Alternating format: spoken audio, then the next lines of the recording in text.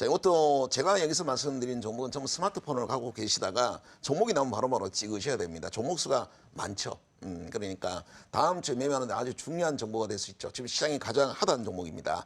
지난주에 이 시간에 제가 더존 비존과 이월드 아프리카 TV 신고가를 깨고 날아가고 있지만 추가 상승 가능성이 높다라고 말씀을 드렸고요. 그 다음에 이번 주에도 보령제약과 알테오젠은 네, 정말 많이 했던 종목이죠. FNF와 클래시스도 그렇고 이 종목들이 전부 역사적 신고가를 깨고 있습니다. 이 정도면 시장이 얼마나 지금 핫한지 아시겠죠. 자, 이 7종목이 전부 역사적 신고가에 와 있습니다. 이 종목은 지난주에도 역사적 신고가에 있었고 이번 주도 역사적 신고가에 와 있으니까 네, 이번 주도 계속 올라가고 있다는 얘기가 되겠고 다음 주도 올라갈 수 있겠고요. 보령제약과 알테오젠과 클래시스 혹은 FNF도 다음 주에도 계속 올라갈 수 있을 겁니다. 그러니까 떨어지는 종목들 여러분들이 갖고 물린 종목보다 오히려 역사적 신고가를 깨는 종목이 실제로 여러분들한테는 수익을 내기는 더 편할 겁니다. 자, 종목군들을 자 보죠. 이 도전비전 같은 경우는 60에서 넘는 자리 이날 수급이 들어왔었죠. 외국인들은 9만 주, 기관들이 5만 주에서 14만 주가 이날은 들어온 날입니다. 항상 이 수급에 의해서 뚫는 날, 외국인 기관들 수급에 의해서 20일, 60일 뚫는 날이 급소다라고 말씀을 드렸었죠. 뭐 4차 산업의 가장 핵심이랄 수 있는 네, 도전 비전. 자, 지금 역사적 신고가입니다. 근데 거래 없는 음봉을 여기서 TG 캔들이 나왔으니까 다음 주 다시 한번 역사적 신고가를 깰 수 있으리라 보여집니다. 이거는 뭐 역사적 신고가를 깨면 어마어마한 급등이죠. 지난주에 이 시간에 이월드 이 자리였었죠. 네, 추가 상승 가능 있다라고 했는데 4일 동안 조정을 받았다가 금요일 날 하루 만에 13%가 올라가면서 역사적 신고가를 또 한 번 깨버렸네요. 자, 일단 다음 주에 거래 없는 음봉이 나오면 이 역사적 신고가를 깬 종목은 대형 산불에 해당된다라고 했죠. 대형 산불이 불이 잘 꺼지나요? 계속해서 불씨가 살아남아 있습니다. 그런 것처럼 역사적 신고가에 와 있으니까 다음 주 음봉에서 계속 이월드는 가능성이 있다라고 보시면 되겠고요. 네, 자, 나머지 종목을 보시면 아프리카 TV도 지금 흐름이 너무 좋습니다. 10월 달에도 최고 역사적 신고가를 계속 갱신하고 있고요. 그러나 급등하지는 않습니다. 20일, 60일선 흐름 자체가 굉장히 부드럽죠. 5일선을 타고 올라가면서도 변동성이 커지지 않고 있습니다. 다만 기관들이 매도가 지금 집중되고 있어 아마 역사적 신고가를 찍고 어느 자리선가는 조금 이탈하는 모습이 나올 것 같기는 합니다만 이게 급등하지 않으면서 점진적으로 올라가고 있으니까 매물 소화가 되면서 올라갑니다. 그러니 갑자기 뭐 큰 매물이 나오거나 그럴 일은 없겠죠. 이렇게 급등하지 않으면서 스텝 바이 스텝으로 고점을 높여가면서 신고가를 깨는 것은 계속 기회가 있을 거라 보여집니다. 만약에 아프리카 TV는 금요일 날도 음봉을 끊어서 다시 역사적 신고가를 만들었듯이 다음 주도 음봉이 나오면 아프리카 TV는 계속 음봉에서 거래가 되겠고요. 자, 보령제약도 이 시간에 뭐 여러분들에게 그동안에 40개국의 무료 라이센스 계약만 한 5천억 정도 했고 그것이 이제 마일스톤이 들어온다라고 말씀을 드렸고요. 지난 연도에 250억, 지금 분기 영업이익이 얼마가 나오냐면 100억까지 나옵니다. 100억이요. 그러면 자, 이제 최소한 4분기를 곱하면은 거의 한 400억. 근데 지금 120억까지 나오니까 내년에는 500억까지도 나올 수 있습니다. 근데 시가총액이 신고가를 깼으니 지금 가장 비싼 시가총액이 가장 비쌀 때죠. 그래봐야 6,500억. 내년에 한 500억이 나온다면 6,500억도 절대 비싼 건 아니겠죠. 자, 이런 자리 이 보면 직전 고점을 깨면서 역사적 신고가를 깨는 종목은 끊임없이 누군가의 관리를 받으면서 계속해서 끌어올리고 있습니다. 음봉이 나오면 다 급소죠. 떨어지는 종목보다 여러분들은 가격에 대한 부담이 상당히 느끼겠죠. 알테오전도 연일 급등하면서 신고가를 깼습니다. 여러분들에게 이 지난 연도에 바이오 대상을 받은 유일한 갭이 알테오전이라고 말씀을 드렸고 바이오 베타나 바이오 시밀러 ADC 기술이든 넥스피 기술이든 최고의 기술을 다 갖고 있고요. 그다음에 약제를 변형하는 기술, 정맥주사에 맞든 거를 피하 주방에 맞는 이 변형되는 제형 변형 기술은 세계에서 두 번째 개발에 성공한 게 알테오전이고 조만간에 본계약을 앞두고 있다라고 했고요.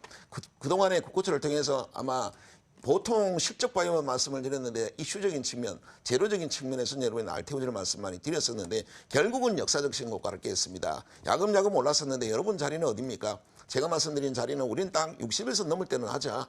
골든크로스 날 때는 늦다라고 했죠. 21선, 60일선이 스위칭이 될 때는 들어가려면 가격에 대한 부담이 있어요. 그래서 먼저 잡자라는 거죠. 스위칭 되기 전에 먼저 잡고 20일, 60일선에 스위칭이 되면 그 다음부터는 여러분들은 이익을 극대화하시면 되겠죠. 그냥 갖고 가는 거죠.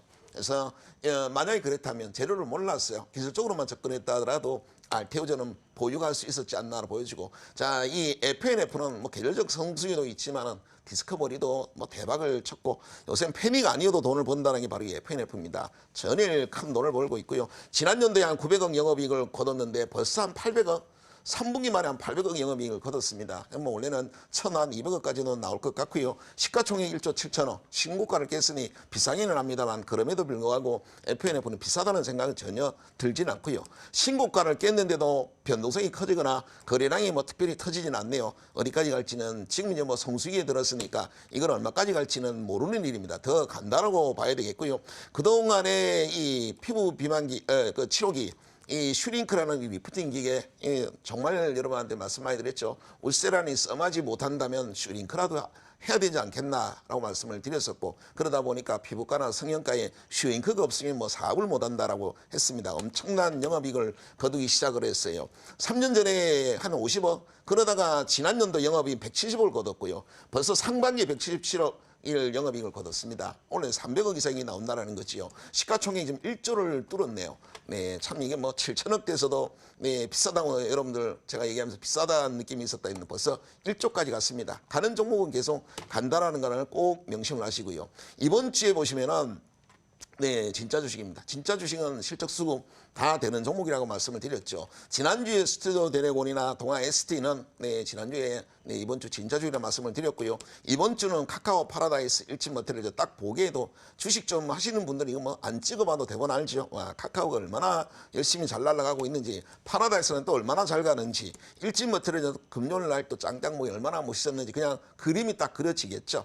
이 정도는 알고 있어야죠. 주식을 투자를 하면서 지금 시장 이번 주에 제일 하단 게 무슨 종목인지를 몰라. 이건 문제가 있는 것이죠. 네, 종목을 한번 보도록 하겠습니다. 스튜디오 드래곤은 이 자리가 확실히 급소였었죠. 야, 60에서 넘을 자리. 여러분들은 장대 항목만 나오면 거기서 힘들어 하시는 부분이 있는데, 장대 항목이 나오면 그 다음날 음봉에서 더 산다는 생각으로 따라가야죠. 근데 만약에 장대 항목이 나오고 이렇게 갭상승으로 가버리면 놓쳐버리죠. 그러니까 이날과 그 다음날 음봉 두 날에 잡는데, 이 장대 항목이 이렇게 외국인 수급에 의해서 오른 경우는 그냥 들어가는 것이죠. 여기도 외국계는 CD 주문이 5만 주가 들어왔었고요. 기관들은 며칠째 들어오고 있습니다. 자, 일단 금요일날 멋진 양봉이 나왔습니다. 스튜디오 드래곤 좀 2조면 시가총액 2조면 영업이익의 볼륨이 좀 한 400억밖에 안 나오니까 어떻게 보면 좀 비싸게 느껴질 수 있습니다. 원래 예상은 원래 한 800억까지 예상이 됐는데 800억은 사실 불가능할 것 같고요. 지금 3분기까지 한 300억이 나왔으니까 잘 나오면 한 500억 정도일 건 같기는 합니다. 그러나 이제 OTT 쪽의 시장이 워낙 커지니까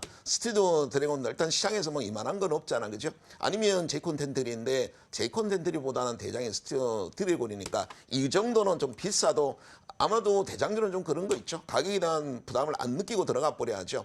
동아 ST 같은 이 보시면 안 가던 제약주들이 보령제약은 물론 신고가를 깼습니다만 동아 ST가 실적이 잘 나오리라는 누가 생각을 했습니까? 이번에 3분기 영업이익 160%가 나오니까 바로 갭상승에 급등을 해버립니다. 전혀 제약업종에 나오는 패턴이 아닌 것이 나와버렸죠. 이번 주에 며칠 동안 쉬었으니까 다음 주는 다시 시장이 이번 주 3일 동안 장이 안 좋았습니다. 그러면 다음 주는 장이 좋으면 동아 ST는 다 추가 상승할 것이고, 여러분이 동아 ST 부담스러우면 뭐 보령장이나 유한장형이나 다른 거 하시면 될 것 같고요. 카카오는 너무 좋습니다.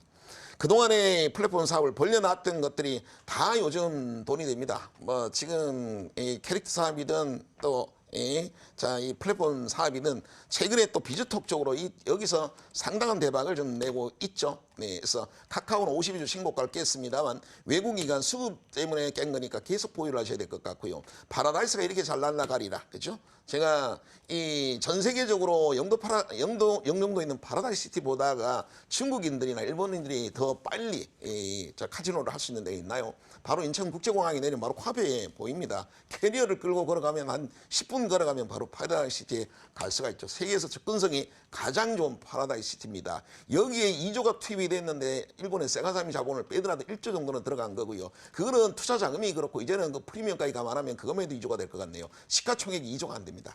이렇게 날라감에도 불구하고 2조가 안 돼요. 파라다이스는 이제 시작이라고 보시는 것이 맞는 것 같고요. 일진 머티리얼은 흐름 자체가 CD 주문이 들어온 것도 있지만 2차 전지 가장 핵심인 일레포이는 글로벌 선도 기업이다. 정말 말씀을 많이 드렸던 내용이었죠. 자, 이를 종목들 역시 실적과 수급되니까 뭐 연일 고점을 찍고 올라가네요. 다음 주도 이런 종목이 주도를 할 겁니다. 이상입니다.